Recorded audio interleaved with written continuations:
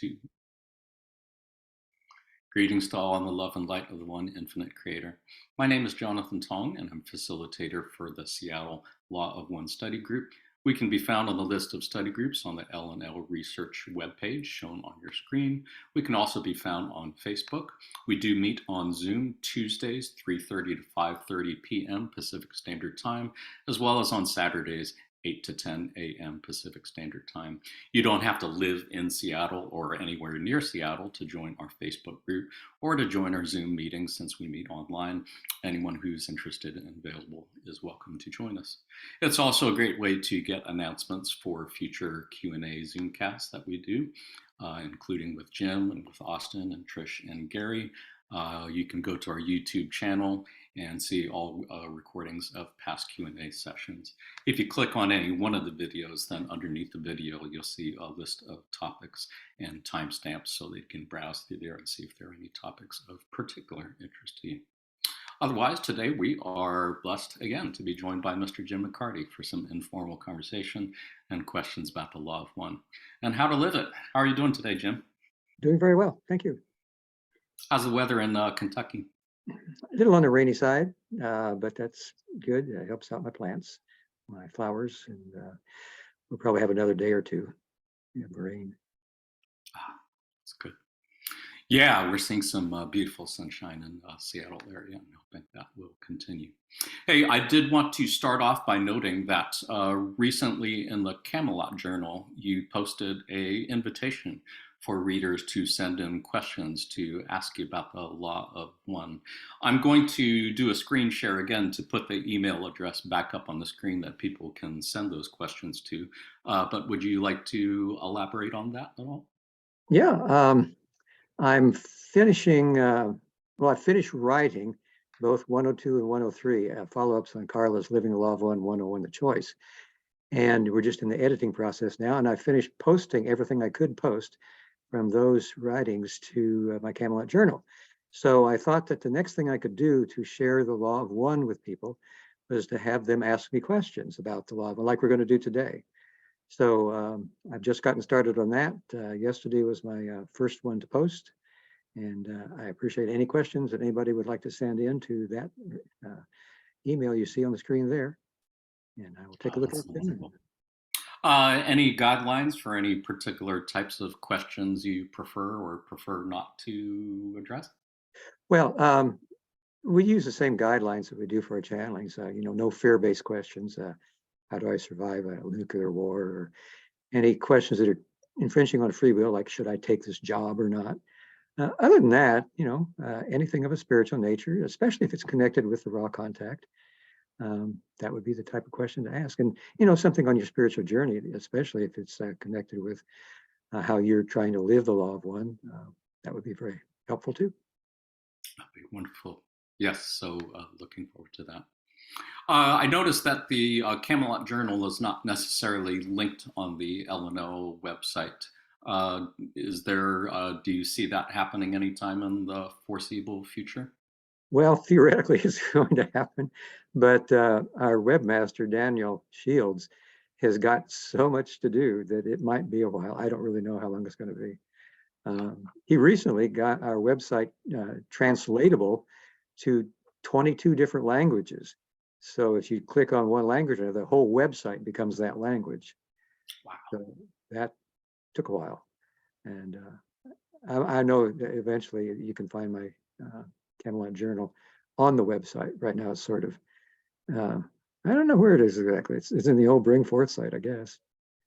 Yes, as I recall, there were some complications in terms of transferring from one platform to another.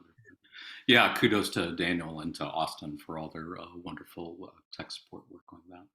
I was hoping that someday the Camelot Journal would be searchable using the search engine as well, since there's such a bottomless treasure trove of gems of all of your reflections on passages from Ra and Quo and other friends in the Confederation. Would love to be able to search for those in the search engine, and hopefully that will happen sometime soon too. Yeah. Otherwise, let's see. I did want to encourage folks who are on the Zoom call right now, if you do have questions, to go ahead and put them in the chat window, and we will get to those as soon as we can. Otherwise, Jim, I did have a question for you related to summer and climate. I think anyone who's been paying attention noticed that, yeah, a lot of wildfires in Canada with smoke blowing down to the Great Lakes area and the Northeast. Snowpack in Western states is super low. People are anticipating major wildfires coming this summer. And I was just wondering, for you personally, in your opinion, how much do you think of what we are experiencing as climate change is attributed to our burning of fossil fuels, and how much do you think is attributed to Mother Earth releasing heat from all the warfare and bellicosity that she's been storing under her crust for millennia, as we've heard references to many times? Well, I would say it's probably the fossil fuels with the CO2 in the air warming up the planet is probably responsible for most of the wildfires and things that are happening. As far as Mother Earth releasing the energy of, thousands of years of war, that seeps down into the crust and has to be released in a gradual way so that the vibrations of fourth density can be blended with. It's probably an equal amount. I really don't know. I'd say they're probably enhancing each other, and that is a situation that's just likely to get worse unless we can, cut back on fossil fuels. It certainly does seem that way. And I know there was a UN report recently forecasting that if current trends continue, we are likely to pass the 1.5 degrees Celsius threshold. That would be the average global temperatures being 1.5 degrees above pre-industrial age temperatures. And climate scientists have been warning for a long time that that particular mark is sort of a point of no return, sort of a point where all the bad things that we've been seeing happening get a whole lot worse after that. Yeah, it's manifesting in all different ways. The South, especially Texas and all the way over to Florida, has got this heat dome now that's 100 degrees day and night. And that's pretty hot, pretty hot. Yeah, hard to deal with. Indeed. Yeah, and I do know, certainly within the Law of One community, there are people who have, let's say, differing opinions on how much of climate change is attributed to fossil fuels, and certainly respect people's beliefs and opinions on that. I would hope that it's something that everybody could agree that reducing fossil fuels is a good idea, regardless of climate change, just because it pollutes the air and the water and the land and kills animal, plants, ecosystems. Seems like a good idea to reduce our consumption anyway. Yeah. Let's see, I did want to go to some questions in the chat window, and I see Curtis has a question. Curtis, would you like to unmute your mic and ask? Hi, how are you doing, Jim? I'm doing well. Good to see you, Curtis. I'm doing good. My first question is related to basic what Jonathan said at the beginning. I know we have the opportunity to email LL Research and ask questions, but sometimes I say, okay, the question I'm going to ask is transient. It's about the ancient past, what happened here, pyramids and stuff.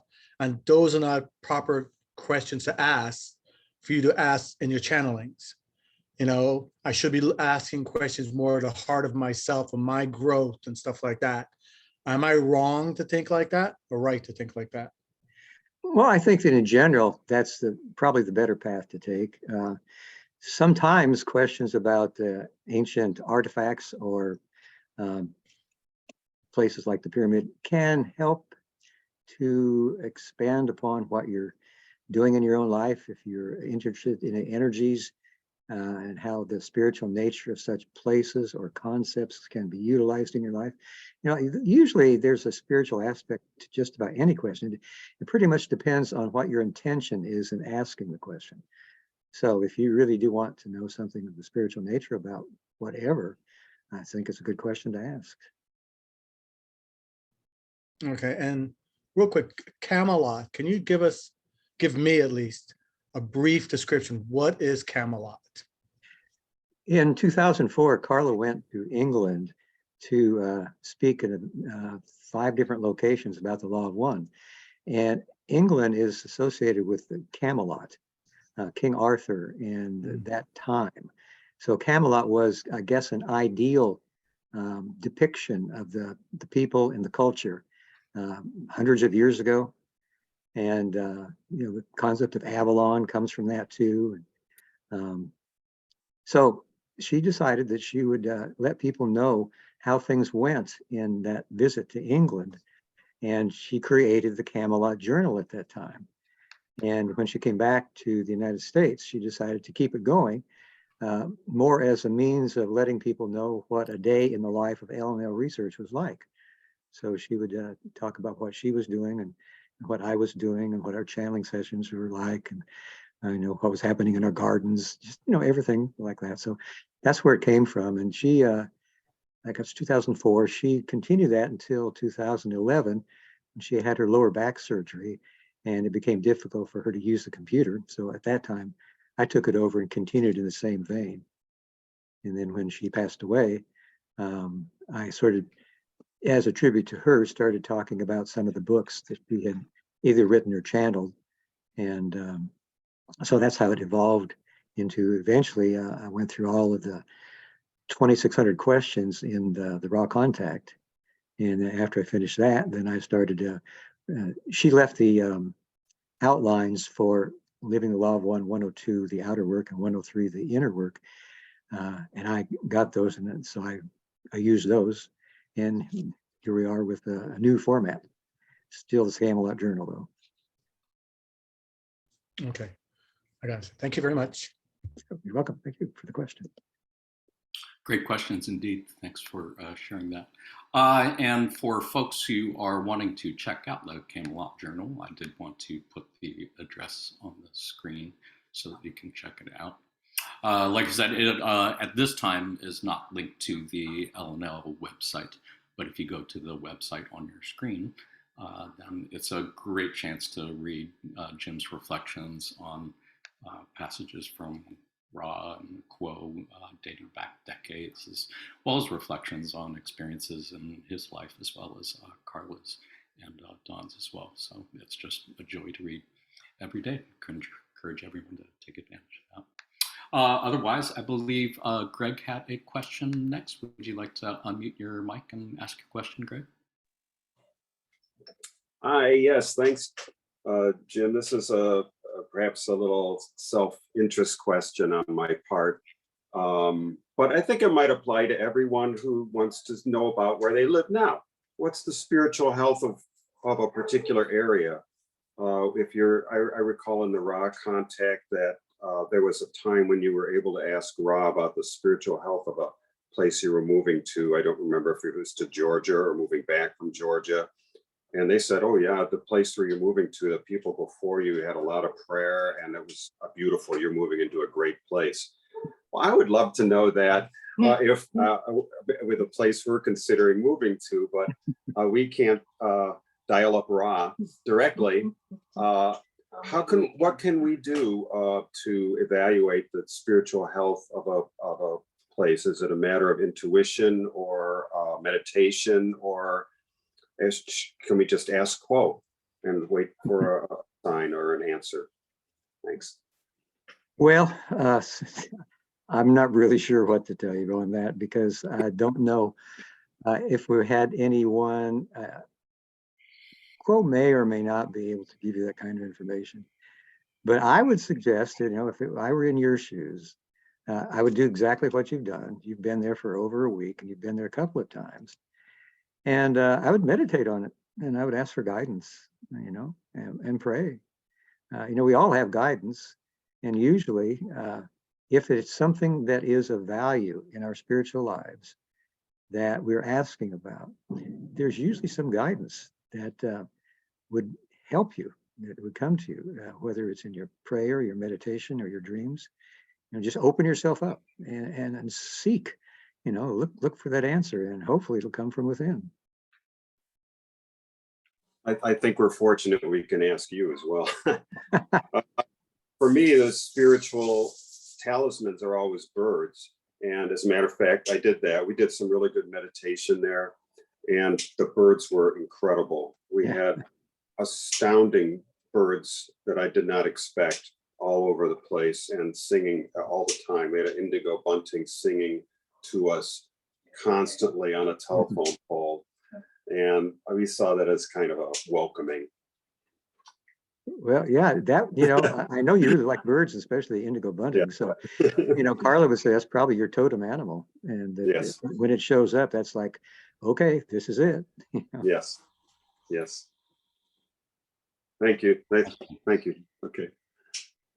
Great question. Thank you, Greg. I did want to note for folks that Greg is facilitator for the Heartland Law of One study group that's based in Chicago, and they can also be found in the list of study groups on the LNL website. And encourage folks to check it out. And they did a Q&A with Jim a couple weeks ago. It was delightful, so it's great to see you here, Greg. I see Linda has a question in the chat window. Would you like to ask Linda? Make sure you unmute your mic first and ask. Hey, Jim, how you doing today? Doing well. Good to see you. How are you? We're doing wonderful, thanks. Morris is doing some yard work right now, but hopefully he can make it in a little later.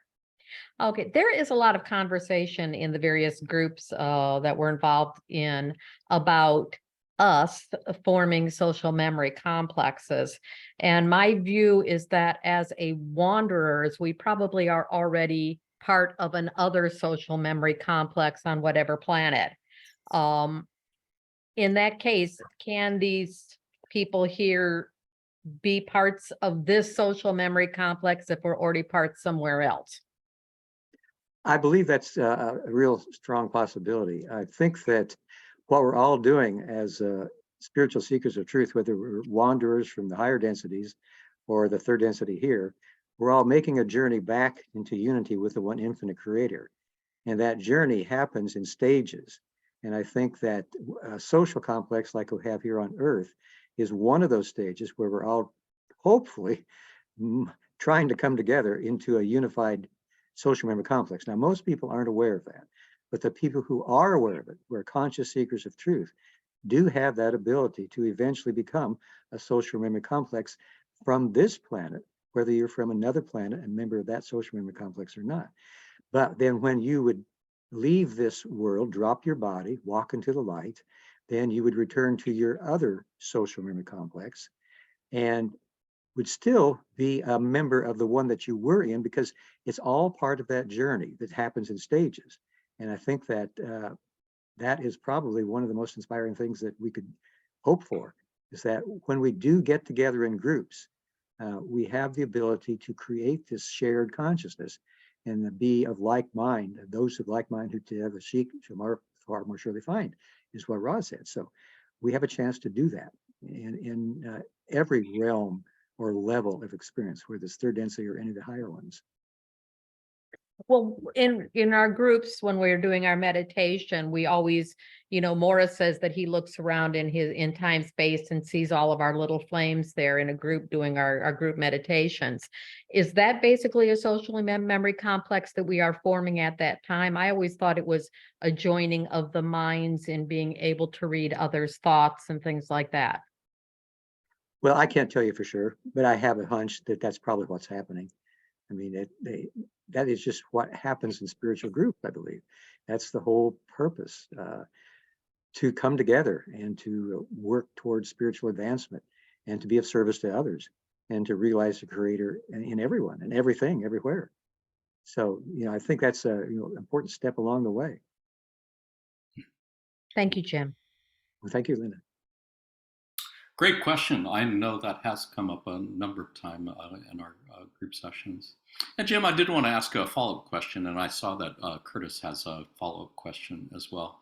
I seem to remember Kuo saying at least once or twice that not only does each individual mind, body, spirit complex have a higher self, but also groups. Like when people meet in small groups, if they do it often enough, that group actually has a group higher self. made Yeah. up of all the higher selves as well as all the guidance systems of all the people in that group. Does that ring a bell to you? Does that, Right. do you have any thoughts on that or how that works?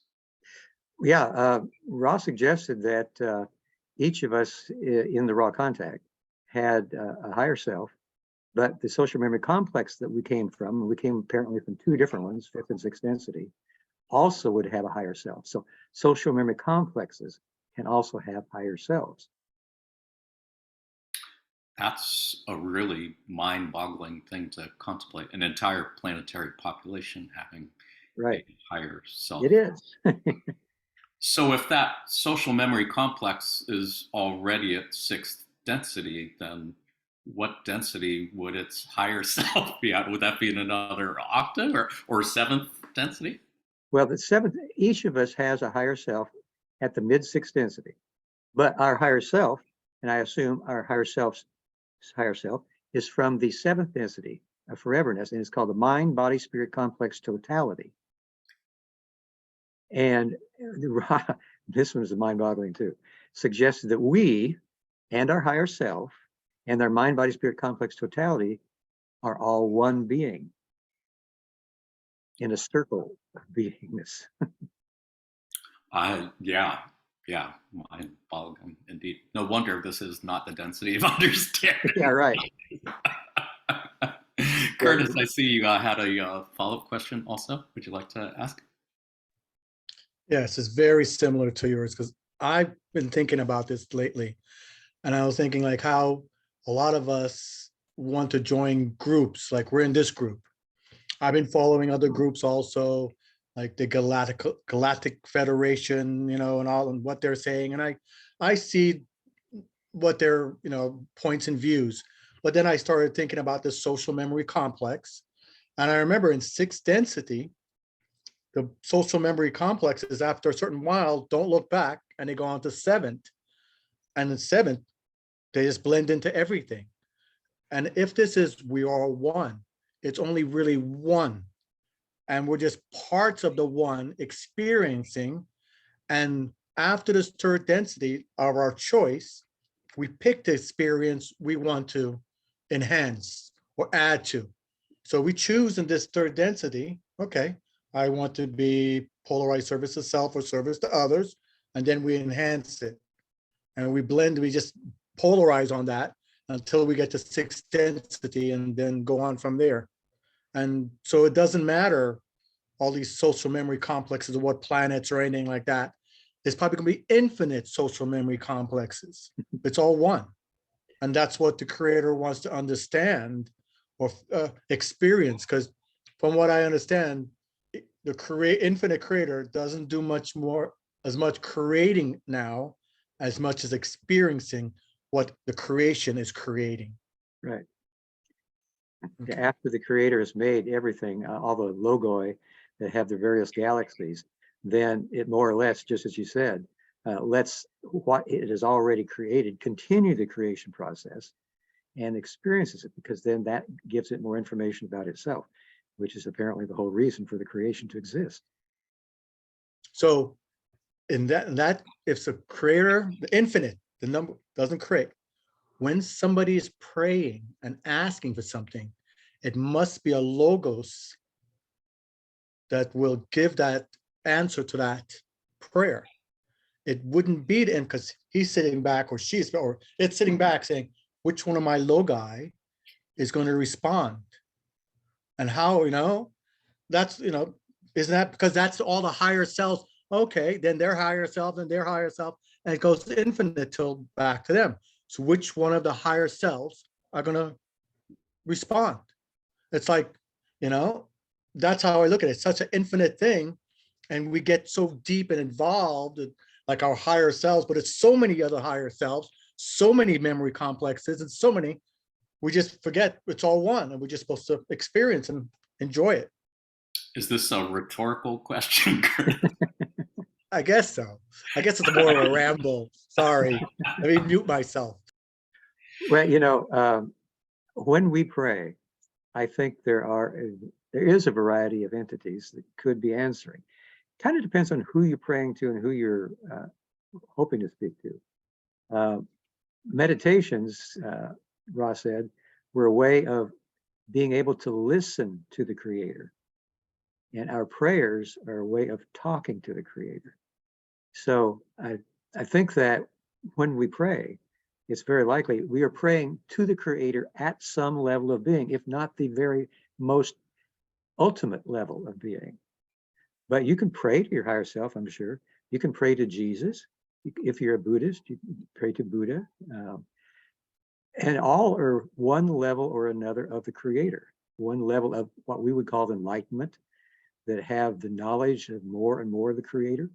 So I think it's more of your intention, what you know, who or what quality you're praying to.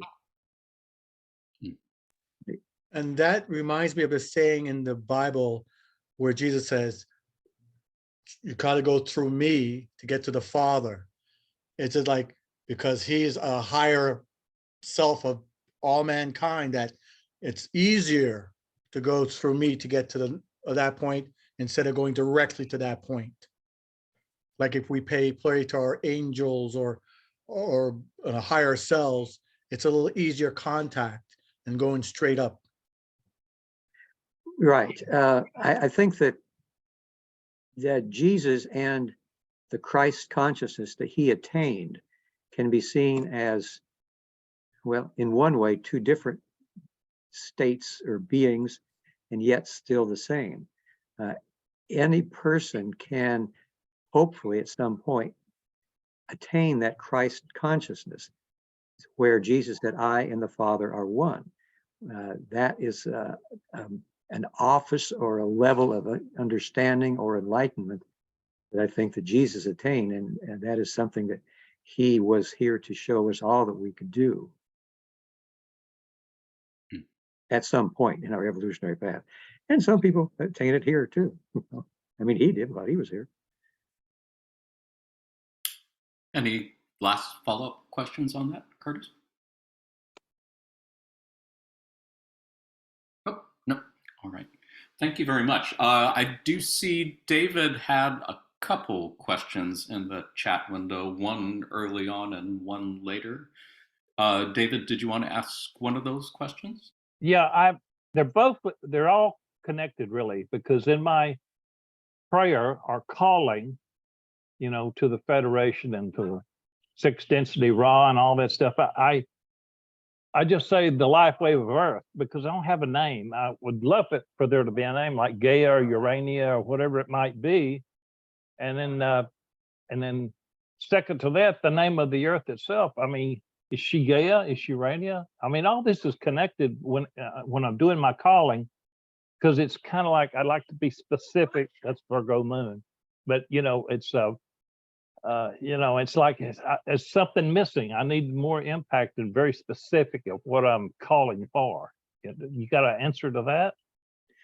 Well, I think it's your intention that you need to focus on the most what you feel, what you want, who you want to talk to, and then that quality or entity will probably be very well aware of your call, and in some fashion will give you an answer. But you're the one that really determines who you're going to be able to contact by your intention. Whether they have you could use a name, and even if the name isn't exactly right, they know what you mean. So Yeah, Gaia, for the longest, the longest time I used Gaia. Yeah. Other people have used Terra. Okay. And I think there are other names too, but I think Gaia is the most popular. Yeah, as I recall, our friends in the Confederation aren't real big on names. Name seems to be a very human third density thing that we get hung up on. I seem to remember them saying often, there's many members of the Confederation or the Council of Nine who really don't have names in particular. They just go by vibration. Right. Well, how did Ra come up with Ra? I think because that was what they were called when they were in Egypt and walked among the Egyptians. Okay. So that's the way we would know them. I have no idea what their real name is, though. Thank you. Probably Fred or something. Yeah, thank you. That's a great question, David. Did you have any follow-ups on that, or did you get the answers you were looking for? No, I just, just visualize in my mind, the earth and the life wave. I consider myself part of that memory complex. And, in that question, this little group right here, when we meet for these Zoom meetings, we are creating a social memory complex because there's a memory there. Yeah. Laying the foundation, bringing it forth by our intentions. Yeah, I think that's what I was thinking of back earlier in our discussion, where we were talking about how not only do individual entities like ourselves have higher selves, but actually groups that meet, like our study groups, have higher selves also. And I would imagine the channeling team has a higher group self as well.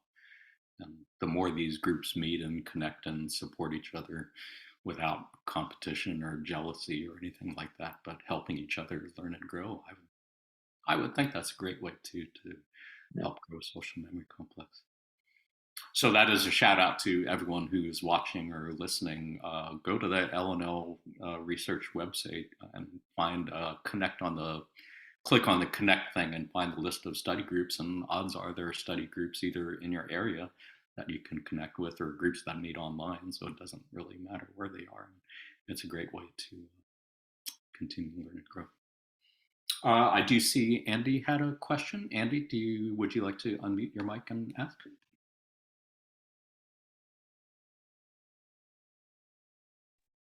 Hi,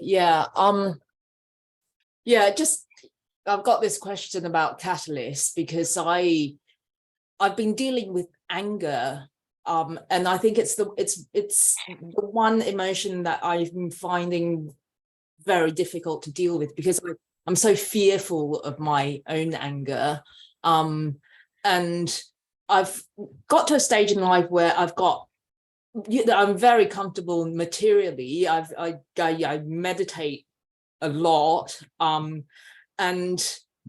every time I'm faced with this anger, and the latest catalyst was just something really tiny that happened in the plane, and before I sort of started my serious spiritual seeking, I was really laid back.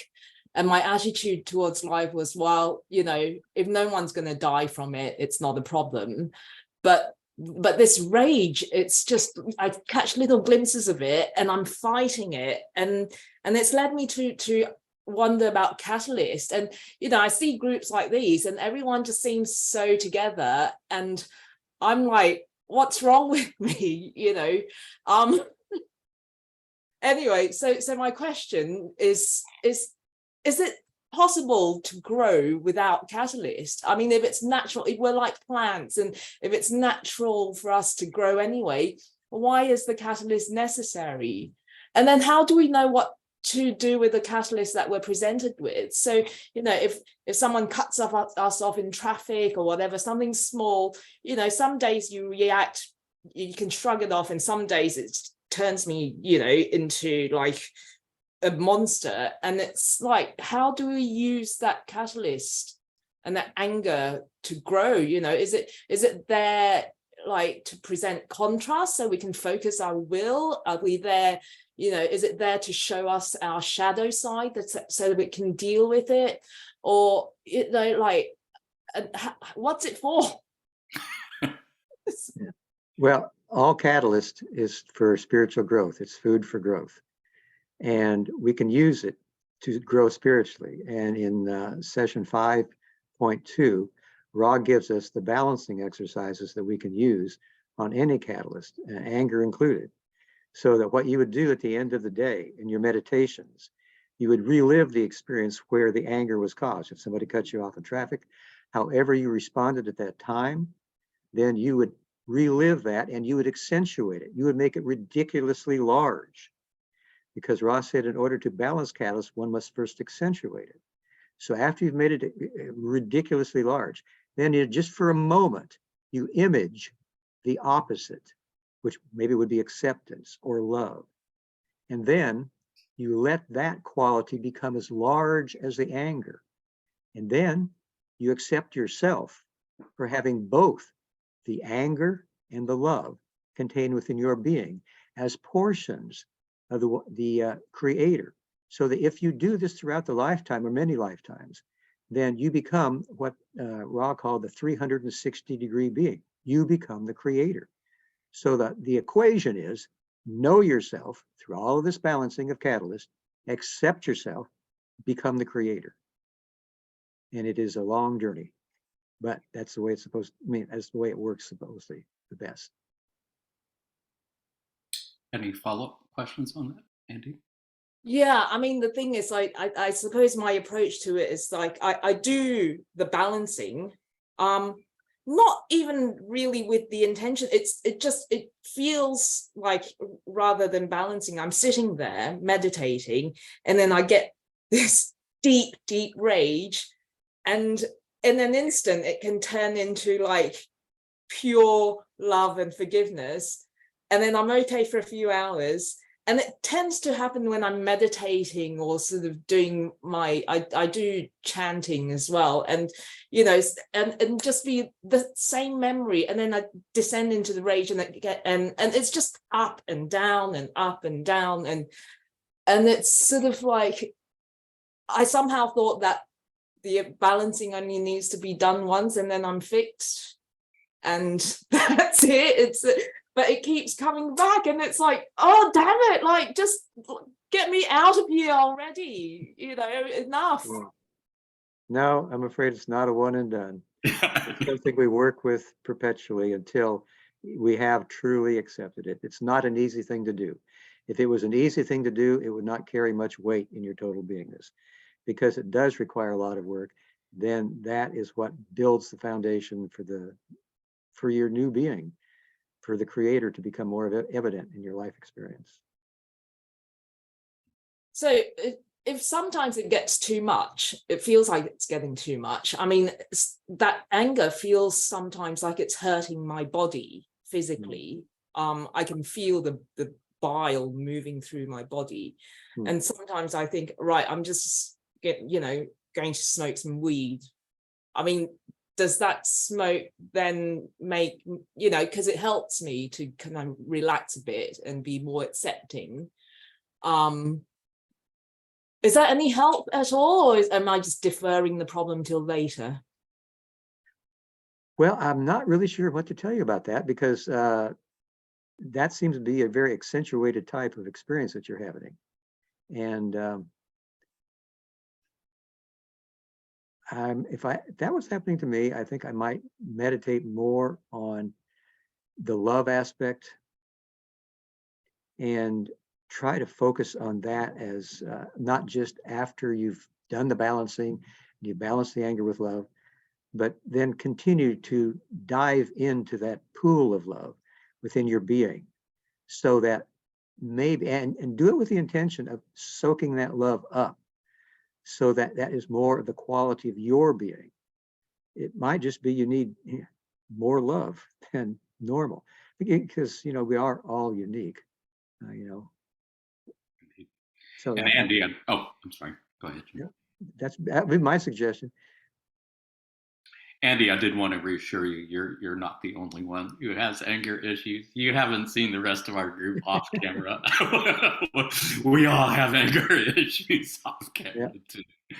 But that does remind me, Jim, I did want to ask you a follow-up question, because you have told us at least once or twice about what seemed to have been a turning point in your own dealing with anger issues. I don't remember how many years ago, not that many years ago, that you once again got angry at your computer because it wasn't working, and you took the power cord and smacked the computer with it and ended up breaking the computer. And as I recall, you had kind of a realization, a breakthrough, that you just didn't want to continue being that way, and you asked for help, and you did find somehow that did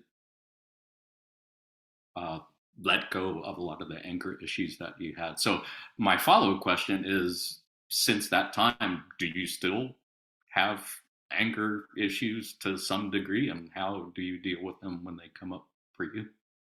No. I haven't had anger since then. The whole thing, though, as you know, I had asked Ra about anger, and that's where all of that came from. Ra was suggesting that it was a pre-incarnated choice, that I was attempting to balance the wisdom that I had with more compassion. And the way that a positively oriented entity does that is to program anger for the self, not for other selves.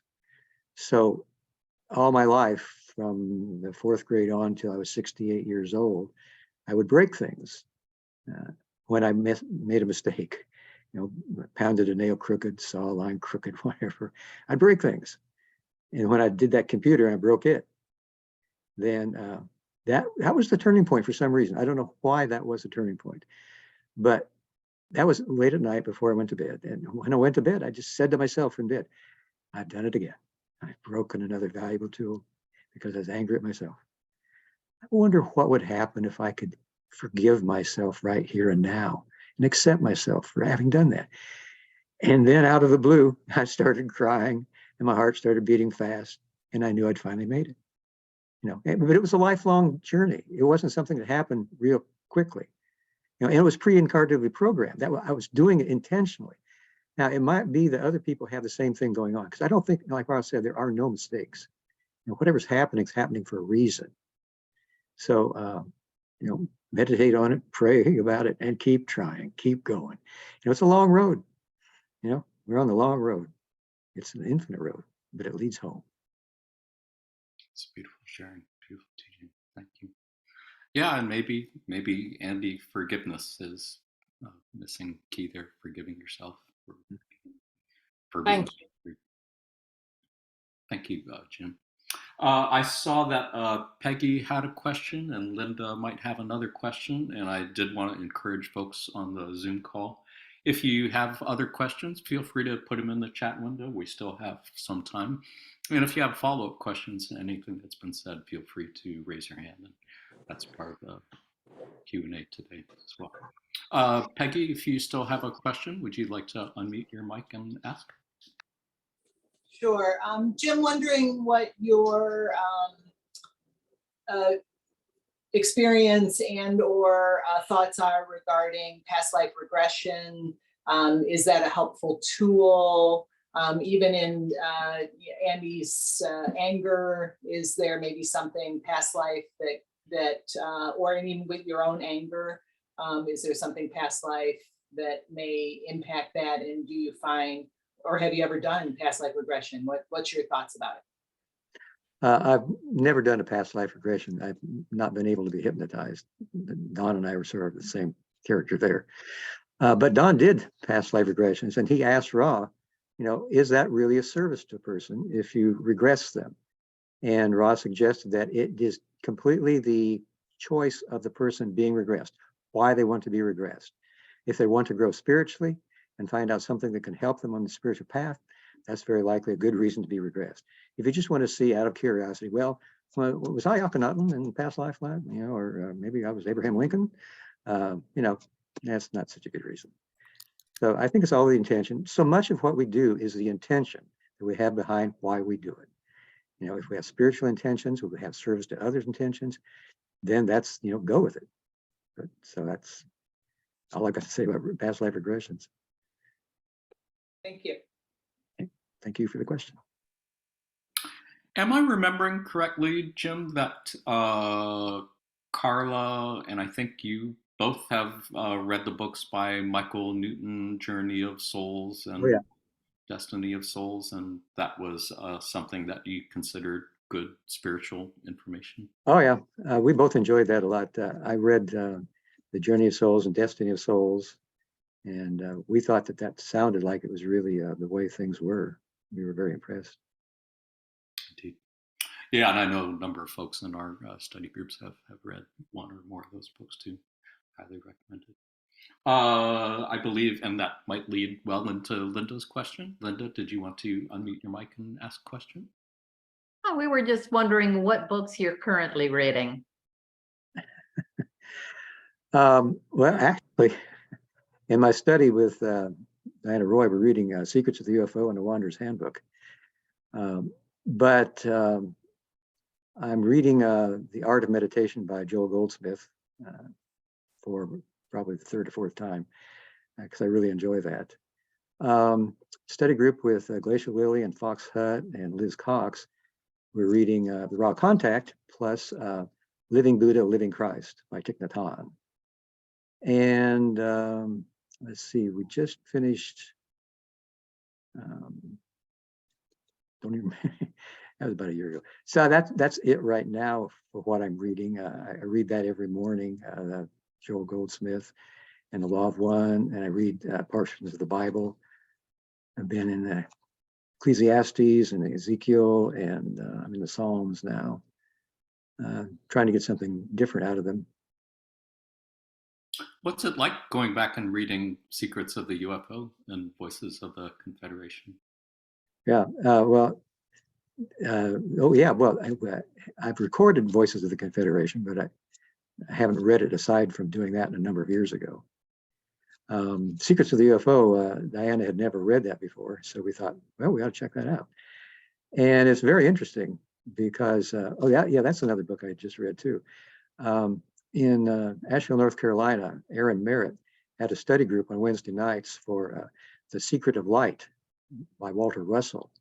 And there's a lot of correlation between The Law of One and Secrets of Light and the book by Russell. So that was also a very interesting book. It helped me a lot for Aaron to be able to translate it into The Law of One, because it's very compact with information. So. Was that Secrets of Light or Secrets of Life? Light. Light. Light, yeah. By Walter Russell. Thank you.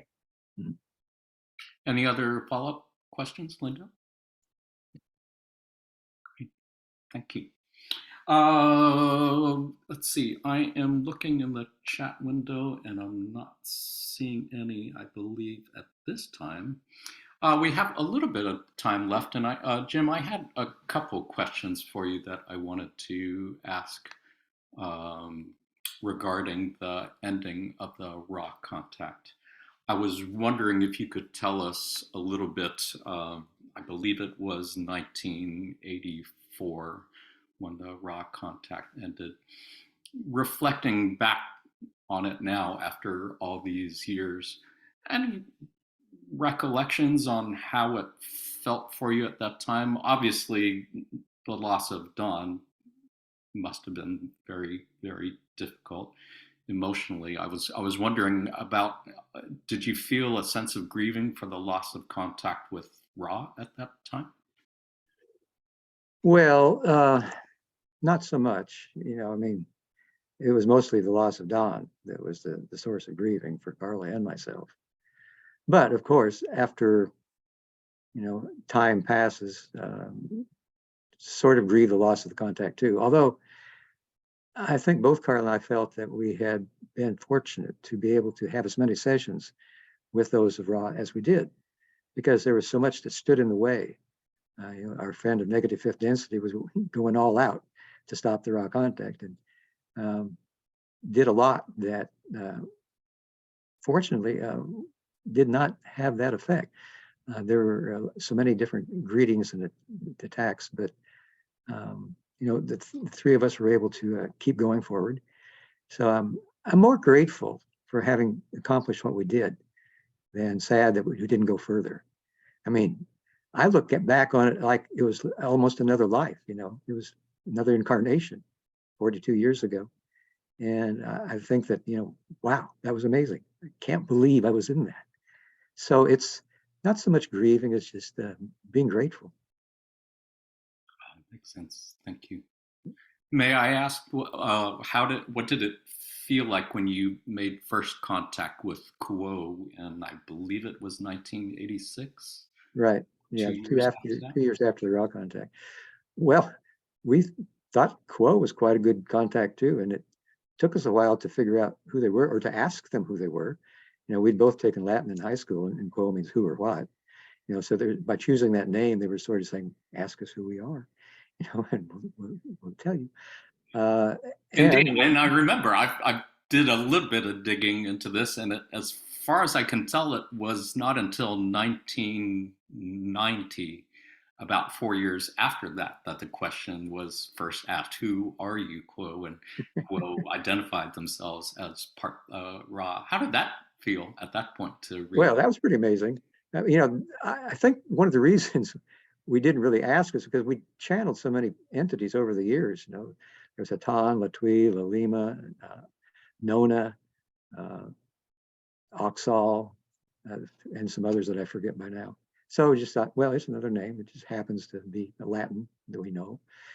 So when we found out it was, Hatan, Latwi, fourth and fifth, and then Ra, sixth density, wow, all right, So, and we're still channeling to this day, and I think that a lot of people like the Quo channelings better because it contains the same basic information, but it's easier to understand than the Raw contact and more poetic. And so, yeah. In many ways, yeah.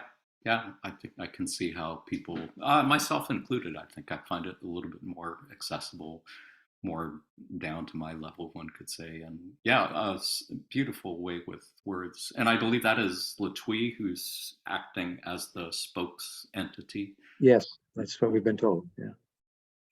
Such beautiful. Yeah, and I understand the channeling group is on hiatus for the summer, but hopes to resume in the fall. And Right. We'll start again in September, the second and fourth Saturday of each month, all the way through to the following May. So looking forward to it. I did have another follow-up question. I believe I read somewhere in your Camelot journal not too long ago that you talked about how difficult it was when you first started channeling, it was difficult for you, I think, because you were analyzing the things that were coming through and were having a hard time saying what was coming through. May I ask, and I'm assuming this is a common thing for many folks, perhaps on the channeling team or beginning channels, any recollections on what that was like for you at the very beginning stages and how you were able to overcome that difficulty? Practice. Just, get out of the way and let it flow. It's hard not to analyze it when it's coming, but that stops the process. So, as Carla would say, you got to hang your ass out over the line. It must be. It must be. I cannot imagine and don't even necessarily want to imagine that much. But I certainly appreciate all those on the channeling team who do put their asses out there in that way. It is a beautiful service to others and to humanity, for sure. May I ask how does it feel now as a channel? Do you feel like you are continually to grow and develop as a channel, or do you feel like you've kind of reached a good, strong? If you had a goal to be as a channel, do you feel like you have achieved that? Well, I think I and everyone in our channeling group are doing very well, but I think everybody has a distance to go. Even Carla said that she never thought she had gotten all the information that was available, that if she had kept going, there would be more, because she got the channel in a concept, a ball of concepts, rather than word by word or phrase by phrase, and she would unroll it, unravel it, and she never thought she got it all, that she still had a distance to go. So I think we all have a distance to go, no matter how good we might be at the moment. Yeah, good to know. Appreciate that. I recall hearing her say that she wasn't really very good at meditating either. Yeah. Probably good incentive, good encouragement for all of us who struggle with it at times. Yeah. I do see we have time for one more question, I think, and that is from Daniel. Daniel, did you want to unmute your mic and ask? Sure. I just had a thought occur to me. Well, sometimes this comes from my experience, so I wonder if you have something similar. Sometimes I'll see a comment where I just have a reaction where I go, oh, I'm uncomfortable with how they're using the material or looking at the law of one material. For instance, like getting preoccupied with some transient data, historical data or something. And I'm wondering if you ever have observations like that, and if so, how that might be tweaked to be a better use of law of one material. Are you talking about how other people are using it? That was my thought, but it could be your own experience of yourself. Well, I think everybody has a distance to go in understanding and living the law of one. I think that as I go on and time passes, it is more apparent to me that there's different levels of it. Carl always said that as you grow spiritually, you go back and you would see certain passages you read, and you'd find more depth of meaning there.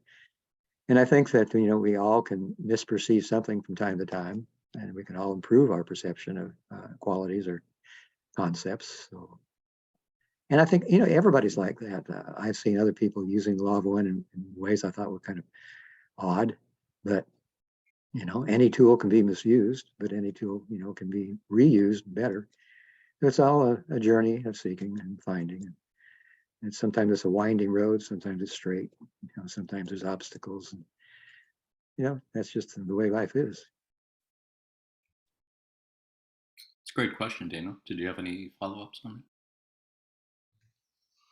Not particularly. I feel it's kind of a delicate area because it's really easy to get into passing judgment or things like that. And I didn't want to tempt us to go there, but I just thought ways that we could improve our perception of what the law of one can help us do, so we can constantly upgrade our use of it for ourselves. Yeah, well, we're all unique beings. We'll all perceive it and use it in different ways. And at some point, we all grow and we have a change of point of view or accentuation. So, again, I think the intention is the most important thing. If we intend to try to grasp it and use it in the most positive sense possible, then we're making that more likely than any other outcome. So that's the way I would suggest, just try your best, do your best. What else can you do? Indeed. Any other follow-ups on that, Daniel? Nope. Great. Thank you.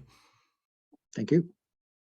Well, I wanted to thank everyone for their beautiful questions today. As always, it's been a great session. I've learned much from everyone here. And Jim, wanted to thank you as always for giving of yourself and your time this way. We are about out of time for our session today, and I did want to ask Jim if you have any last thoughts or reflections you'd like to share before we part ways for this time. Well, I just want to thank everybody again, for being so loving and inquisitive and hopeful to be able to find out more about the law of one. I hope I've been able to give you some information that was helpful. I think I learned probably as much as you do in these gatherings. And I think that's probably the way it ought to be, And we can all teach each other. We're all teach learners, learn teachers. So thank you for teaching and helping me learn. And I hope I did the same for you. Yeah. As always, it's an honor and a privilege and a joy to blend vibrations together with you this way and with everybody. So thank you again for all you've done and all you continue to do in service to others. Thank you to all our friends at L&L Research for all they've done and continue to do in service to others. Thank you for all who joined us on the Zoomcast today. It's been a blessing to be with you, and I wish you all well. And thank you to all who are watching this on YouTube at some other time, space, and space-time in the near or far distant future. We're thinking of you and we love you all. In the love and light of the one infinite creator. Till next time. Amen. Thank you, Jonathan. Love you all. Take care.